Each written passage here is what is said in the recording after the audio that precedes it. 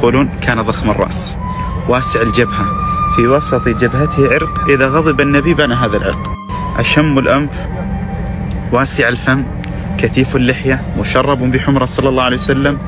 قال علي: رقبة النبي كإبريق فضة من صفائها، عريض ما بين المنكبين، خلف كتفه الأيسر شعيرات سود التف بعضهن حول بعض، هذا هو خاتم الأنبياء والمرسلين صلى الله عليه وسلم. مستوي الصدر والبطن، لا يتقدم الصدر ولا يبرز البطن، وهذا كمال الجمال للرجل عند العرب. ضخم الكراديس صلى الله عليه وسلم، لا بالطويل البائن ولا بالقصير الممتهن صلى الله عليه وسلم.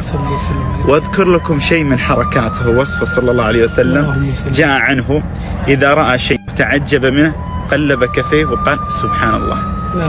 وجاء عنه إذا تعجب من شيء عض على شفتيه صلى الله عليه وسلم. اللهم صل وسلم.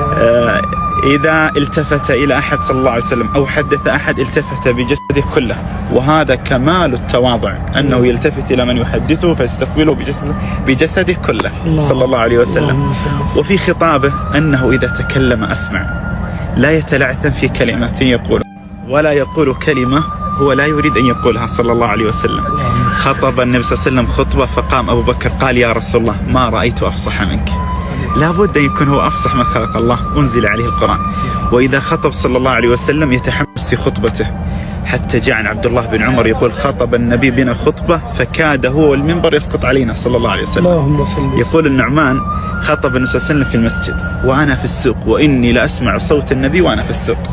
إذا خطب احمر وجهه وارتفع صوته صلى الله عليه وسلم، فكان يخطف القلوب والأبصار نحوه صلى الله عليه وسلم. تقول أمنا عائشة: لم يكن النبي يسرد الكلام كسردكم هذا، إنما كان كلامه فصلا، لو شاء العاد أن يعده لعد. هذا هو كلام النبي صلى الله عليه وسلم في خطابه وفي قوله صلى الله عليه وعلى آله وسلم. زدنا أبشر يا شيخ منصور. نتكلم في هيئته.